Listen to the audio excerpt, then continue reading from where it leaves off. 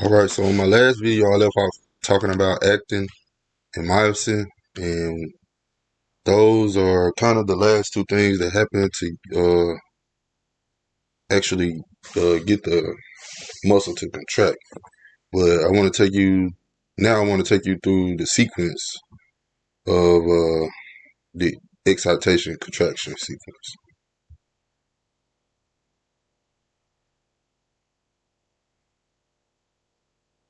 So in this sequence, the first thing that must happen in this sequence is a nerve pulse or action potential from the brain, and the spinal cord sends a signal to a motor neuron, in which a motor neuron is a nerve cell that connects with many muscle fibers. A motor unit is a single motor neuron, and all the muscle fibers it signals directly. There's a gap between the a motor neuron and a muscle fiber called a neuromuscular junction, and the neuromuscular junction is where communication between the nervous and muscular systems occur. And so the second thing would be to the action potential arrives at the motor neurons dendrites, which are receptors on the neuron's cell body.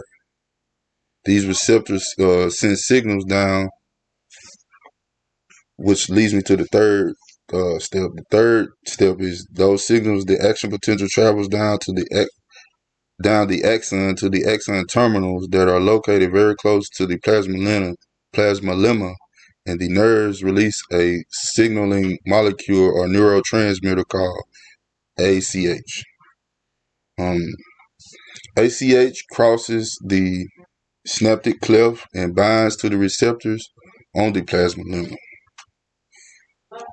And if enough ACH binds to those receptors, the action potential will be transmitted the full length of the muscle fiber as ions gates open the muscle cell to allow sodium to enter,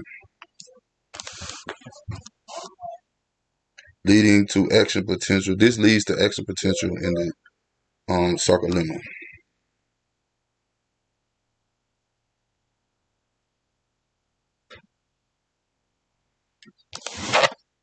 Next, you have the action potential continues to travel down the T tubules to the interior of the cell.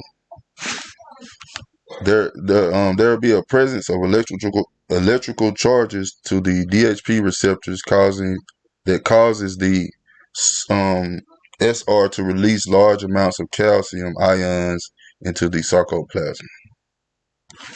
Once calcium ions are released from SR, they bind to the troponin, I can't even pronounce the word, on the actin molecules. Troponin is a complex protein that is attached at regular intervals to both the actin strands and the tropomyosin.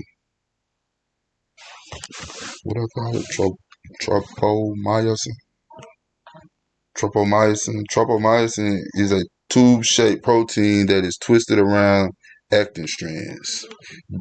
These two work together along the calcium ions to either maintain relaxation or initiate contraction of the myofibers.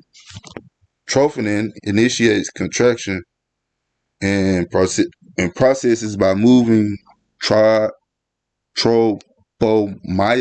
molecules off the myosin binding sites on the actin molecules. Troponin pulls tropomyosin off actin sites, allowing myosin heads to attach to the actin filaments. And once myosin and actin interact with each other, that's the basic what causes the contraction, the pulling. And